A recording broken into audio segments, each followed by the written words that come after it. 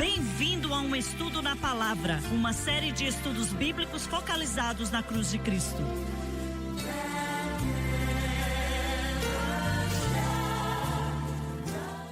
Bem-vindo hoje ao Estudo na Palavra. Eu sou o evangelista Jimmy Swagger com Bob Cornell, Dave Smith e o Dr. Don Paul Gray, e com você. É muito bom estar aqui com você hoje. E eu decidi, pelo menos tento, toda tarde assistir o Estudo na Palavra. Aqui em Baton Rouge passa 2 vezes pela manhã e uma vez, acho que às 5:30 da manhã, quando passa aqui no horário central. E eu gosto muito de assistir, porque acho que é algo que está sendo passado para as pessoas que eles precisam ouvir. E fico muito feliz com vocês que nos enviam e-mails ou sei lá qual outro meio que você usa para comunicar com a gente e dizer que ama o programa. Muitos de vocês falam: temos que aumentar para 1 hora o estudo. E bem, não podemos fazer isso. Estamos agora em nosso limite. Pode acreditar. Mas olha, gostamos muito e nos alegramos muito com o privilégio de levar a palavra de Deus até você. Bob, por favor, leia pra gente Atos capítulo 8. Comece no versículo 7. Não, peraí. Começa no versículo 5 e leia até o 8. Tá bem. Diz: Filipe descendo a cidade de Samaria. Devia ter sido traduzido uma cidade de Samaria, que devia ser Siquém. Esse é o Filipe de Atos capítulo 6, versículo 5. Anunciava-lhes a Cristo. Diz que ele proclamava que Jesus era o Messias, Deus manifesto na carne, ressurreto dentre os mortos. Ele não entendia muito sobre a cruz nessa época específica. Isso veio depois da conversão de Paulo. As multidões atendiam unânimes às coisas que Filipe dizia. Fala de uma grande aceitação do evangelho, ouvindo-as e vendo os sinais que ele operava, confirmando a mensagem que ele pregava, pois os espíritos imundos de muitos possessos saíam gritando em alta voz. O nome de Jesus era usado para expulsar demônios, e muitos paralíticos e coxos foram curados, e houve grande alegria naquela cidade. Quando a mensagem de Cristo é aceita, sempre traz grande alegria. Escuta isso. Enquanto eu estudava isso, pouco antes de começarmos o programa hoje, fui lembrado de um incidente que aconteceu a primeira vez que preguei fora desse país. E foi na República do Panamá. O missionário estava no lado da cidade de Panamá e ele estava construindo uma igreja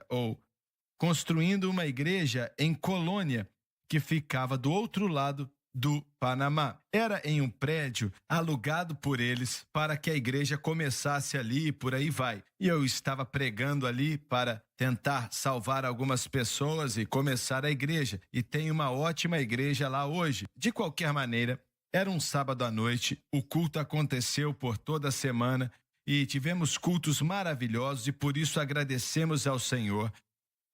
Mas aquele culto de sábado à noite foi diferente. O Espírito de Deus se moveu de maneira poderosa e eu senti o dia inteiro Satanás tentando lutar contra aquilo, senti o mover do Espírito Santo combatendo as forças das trevas, mas, ironicamente, eu ainda me lembro da mensagem que preguei naquela noite: vida mais que abundante. Jesus disse que o ladrão vem para matar, roubar e destruir, mas eu vim para que tenham vida e tenham vida abundante. Teve um número excelente de pessoas que foi até o altar, mas, de repente, algo aconteceu que foi bem extraordinário.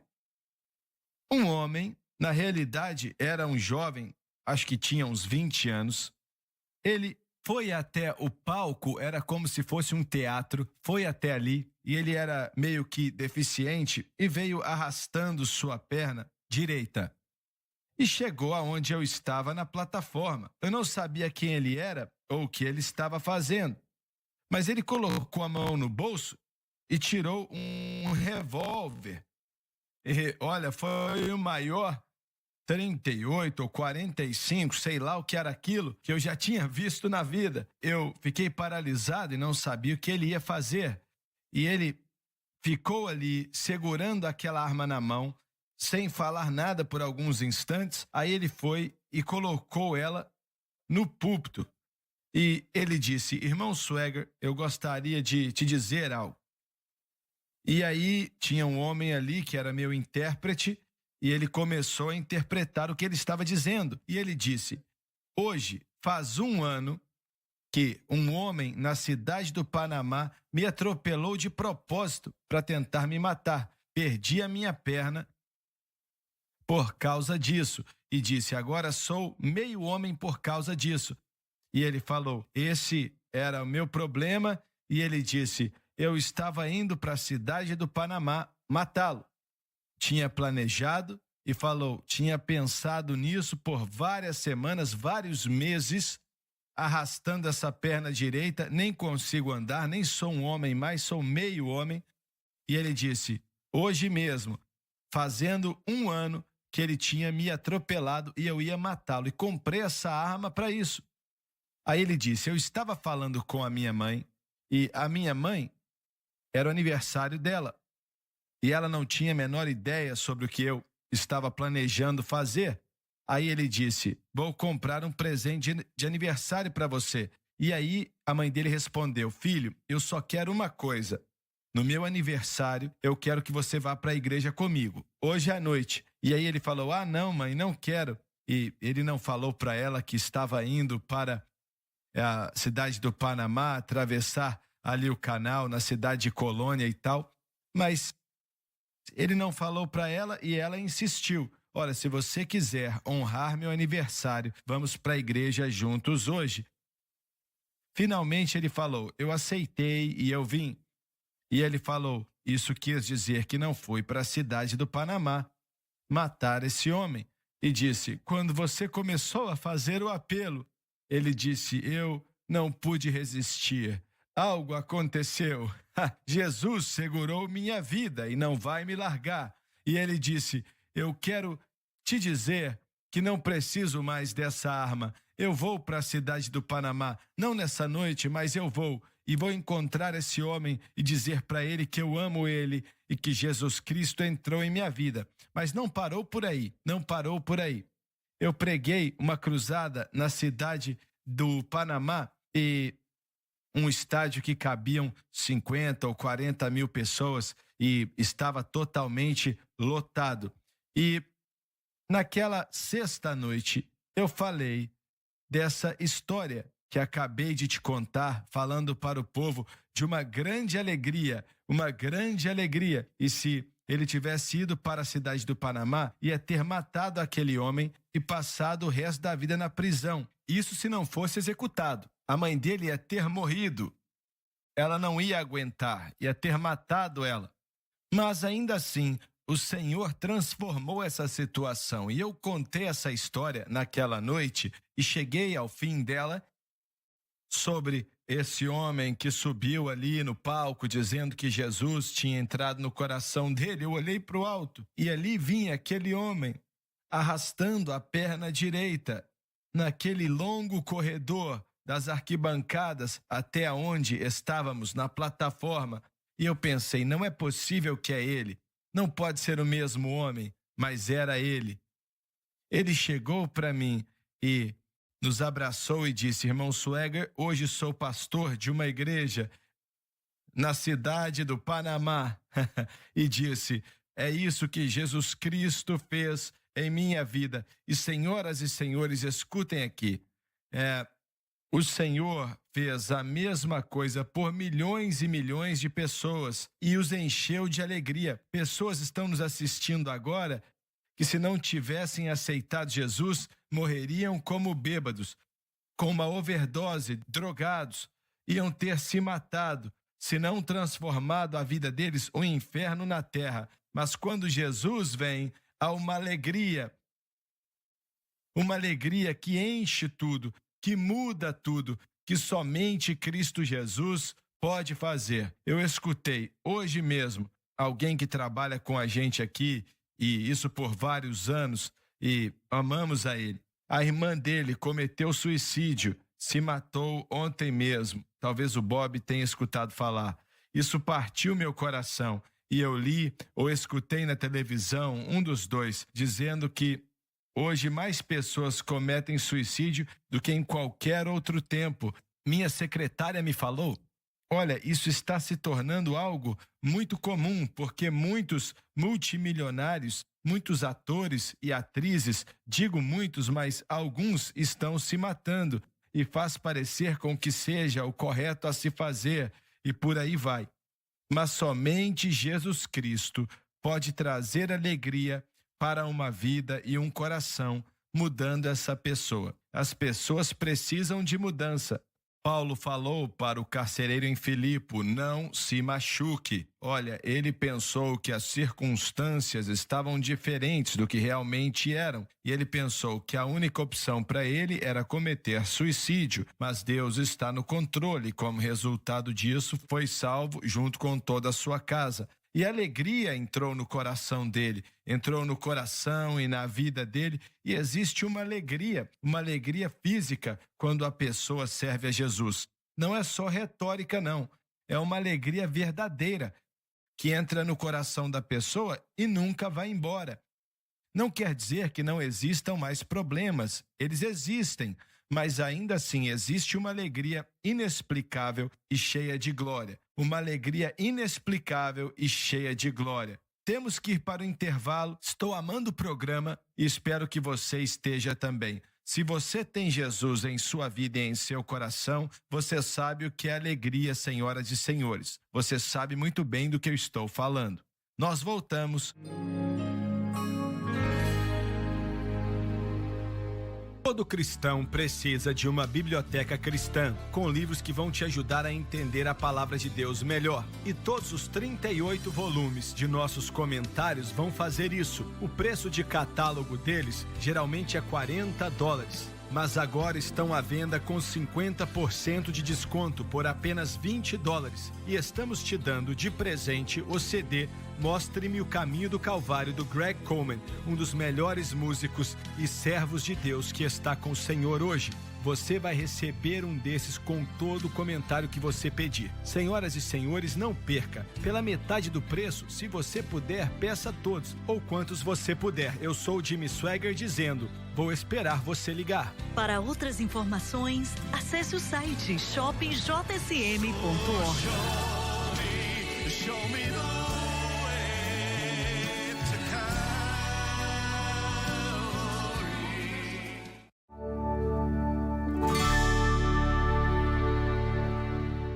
Estamos de volta. Eu quero que você, o Bob já leu o capítulo 8, versículo 8 de Atos, outra vez, por favor. E houve grande alegria naquela cidade. Quando a mensagem de Cristo é aceita, sempre traz grande alegria. Já passamos metade do programa falando disso. Vocês têm outra coisa a dizer sobre isso? É um milagre como Deus trabalha nos detalhes, em preparação, antes da hora chegar. Vamos ler a respeito de Simão aqui e a preparação que devia estar acontecendo na vida dele. Você contou sobre um senhor no Panamá e Deus opera de maneira misteriosa. É verdade. Eu só queria mencionar que é muito importante ver que essa alegria é o resultado da experiência inicial de salvação. É a alegria da experiência inicial de salvação. O versículo 6 diz que ouviram as coisas que Filipe falou.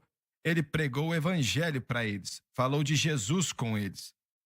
Então, o que vemos, e queremos estabelecer isso antes de chegar em outras passagens em Atos capítulo 8, é que esse povo, depois que ouviu o evangelho, aceitou a Cristo e nasceu de novo. Aqui fala de algo mais do que só ouvir, é ouvir e responder, aceitando o evangelho. E o resultado de tudo, então, é a alegria. Deixa eu te perguntar, quando o Senhor te salvou da bebedeira, dos vícios e por aí vai, houve uma alegria instantânea que invadiu o seu coração? Para mim, acho que foi um alívio imediato, o peso foi embora, a alegria continuou a crescer nos dias que vieram logo após aquilo. A alegria está ali, mas o que você sente depois de estar tão dominado pelo pecado?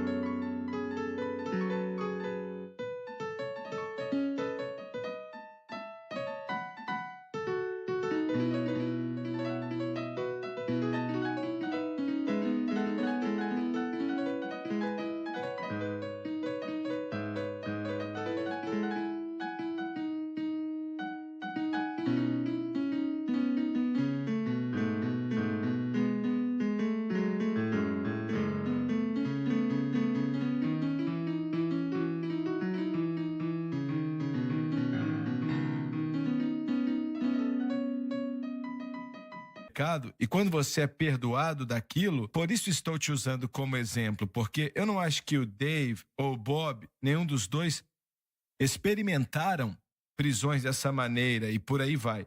Mas ainda assim, houve uma mudança na vida deles que, ao mesmo tempo, exigiu que a alegria enchesse a vida e o coração deles. E foi Jesus que diz que quem é perdoado de muita coisa, muito ama. Eu era criança quando fui salvo, então nunca experimentei cachaça na minha vida e nunca usei nenhum tipo de droga na minha vida e por aí vai. Mas eu sempre me perguntei, porque eu me lembro no sábado, na tarde, quando fui salvo, eu estava em uma fila de um cinema com várias outras crianças, esperando a bilheteria abrir para comprar um ingressinho de 10 centavos para ver um desenho no cinema na época e tal. Quando de repente o Espírito do Senhor falou comigo, e eu não estava salvo, eu era uma criança de 8 anos. E ele falou: não entre aí, entregue o seu coração para mim, pois você é um vaso escolhido para ser usado a meu serviço. Eu sabia que era Deus, não tinha a menor dúvida. Naquela época, abriu a bilheteria e a roleta de ingressos travou. E eu sempre acreditei que o Senhor travou aquele negócio. E ela estava tentando desfazer e o Senhor falou comigo de novo, falando a mesma coisa. Não entre nesse lugar, pois você é um vaso escolhido para ser usado a meu serviço. E eu me lembro que minha moeda estava na mesa, aí eu peguei minha moeda e não falei nada, nem fiz nada. E a senhora Green trabalhava na bilheteria e ela perguntou: ô Jimmy, você vai ou não vai? Eu não respondi, só virei e fui embora. E quando eu passei ali uma farmácia que tinha perto, passei pelo mercado também que tinha ali perto, e aí eu entrei na sorveteria e peguei um sorvetão. Aí fui para a esquina, fiquei parado e senti. Foi como se... E olha, eu era um garoto de 8 anos.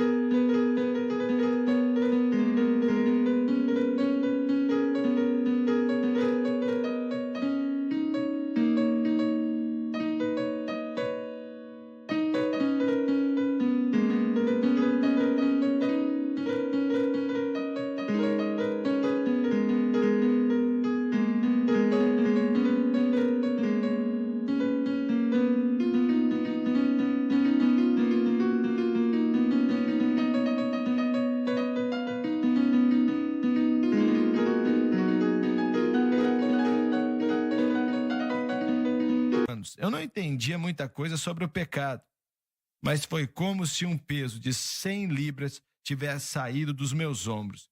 E foi aquela alegria que encheu meu coração, mesmo sendo criança, sem conhecer o pecado. Mas isso mostrou que quando a pessoa ou a criança passa a prestar contas, ou pode entender o que é certo e o que é errado de certa maneira, passa a ser responsável por sua alma dali em diante. E eu me lembro que cheguei em casa, minha mãe sabia que horas era para eu voltar e quanto tempo demorava o filme. Cheguei em casa uma hora cedo e ela perguntou: o que você está fazendo em casa? Eu disse: eu fui salvo. E ela disse: foi o quê? Eu falei: eu fui salvo. Meus pais estavam salvos há alguns meses. E ela olhou para mim e falou: como assim você foi salvo? E eu disse: eu fui salvo. Como você foi salvo? E eu disse: fui salvo na frente de um cinema e, de repente, ela começou a chorar. Eu não sabia por que ela estava chorando. E eu pensei, será que eu fiz algo errado? Claro que não tinha feito. E ela me abraçou, e porque o tempo passou e eu aprendi o que fez com que ela ficasse tão feliz. Mas uma criança de 8 anos, com o único conhecimento do pecado que eu tinha, talvez fosse, eu nem consigo pensar em nada no momento, para ser sincero, mas eu sei que fazia muitas coisas com 8 anos de idade que não eram certas, mas eu muitas vezes me pergunto, se eu me senti tão bem daquela maneira, com 8 anos de idade, o que uma pessoa que vive uma vida de bebedeira e que de repente é liberta pelo poder de Deus deve sentir? Por isso eu sempre te pergunto isso. E se eu tivesse rejeitado aquilo ou ignorado aquilo, eu seria responsável por minha alma dali em diante.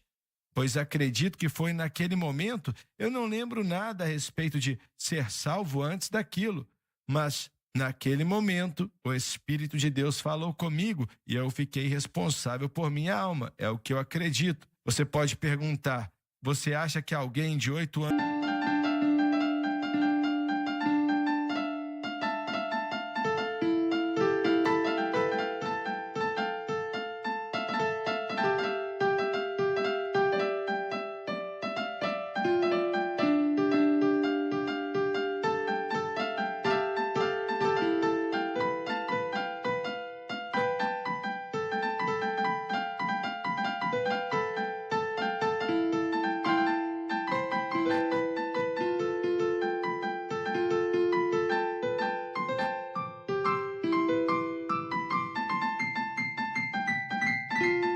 então pode estar no inferno? Eu acho que sim. E quando o Espírito Santo fala com crianças de acordo com o seu ambiente, a maneira como eles são criados, se são criados em uma casa onde não conhecem a Deus e são mais velhos, quando começam a entender algo, como os seus filhos ou os seus aí que são criados em lares cristãos, olha, eles entendem rapidamente. Minha esposa foi salva com 3 anos, criada na casa de um pastor, ouvindo o evangelho a vida toda. Então deixa eu te perguntar, você acredita que existem crianças de 3 anos no inferno e que chegaram à conclusão que precisavam de Cristo com 3 anos? Provavelmente a maioria não, pois ainda não foram expostos ao que ela tinha sido exposta, mas alguns provavelmente sim. Certo, eu amo crianças e só de pensar em uma criança no inferno é algo muito terrível. Mas se podemos tomar nossas decisões, então a rejeição, ela tem o mesmo resultado final de uma pessoa que tem 20 anos, que aceitou ou rejeitou. Então, se existe a habilidade de ser salvo, existe a habilidade de estar perdido. Essa é uma ótima maneira de explicar. Se eu tivesse entrado naquele cinema e ignorado o que o Senhor falou ao meu coração, e algo tivesse acontecido comigo a caminho de casa, eu acredito que ia ter morrido perdido, sabe? E eu posso estar errado sobre isso, mas isso aí é com Deus, porque é Ele que determina quem é e quem não é, e não eu. Você ia dizer alguma coisa, Dr. Gray? Não, estou tentando agora entender um menino de 3 ou de 8 anos não indo para o céu. A misericórdia e a graça de Deus são grandiosas. E eu entendo a Escritura no que diz respeito a negar a Cristo e abandonar a Cristo. Eu cresci em uma igreja pentecostal e quando criança eu ouvi muito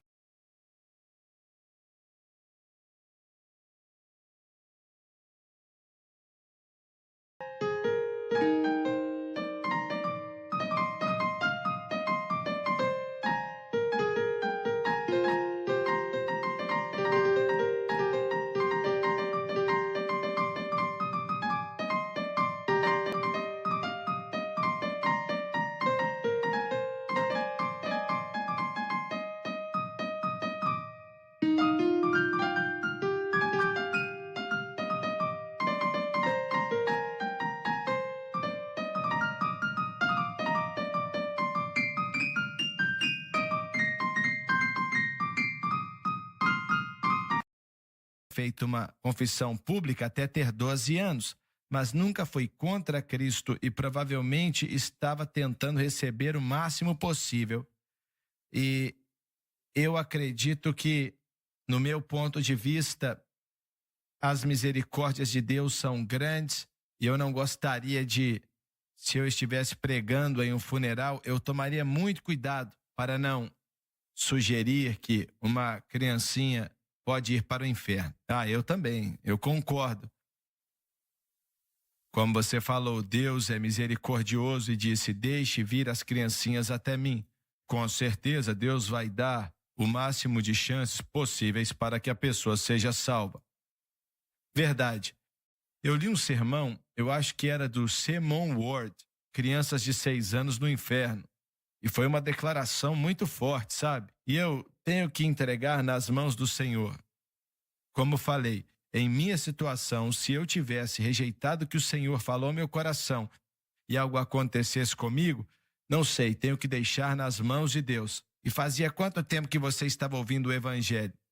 Desde que eu tinha 5 anos. E isso foi com 8 anos? Sim, então eram 3 anos ouvindo o Evangelho. Mas eu não lembro de nada em relação ao Evangelho, nada. Antes desse sábado à tarde, nós íamos sempre para a igreja quando as portas se abriam. Mas éramos crianças, né?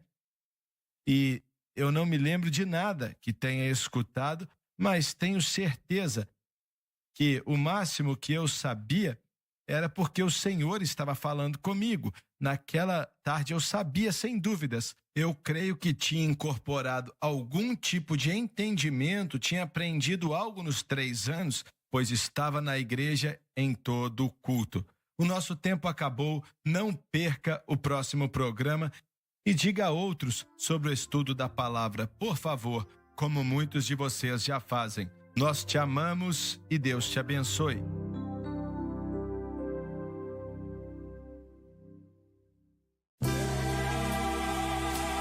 Obrigada por assistir o programa de hoje, um estudo na palavra. Assista os programas arquivados online no site sunlifetv.com.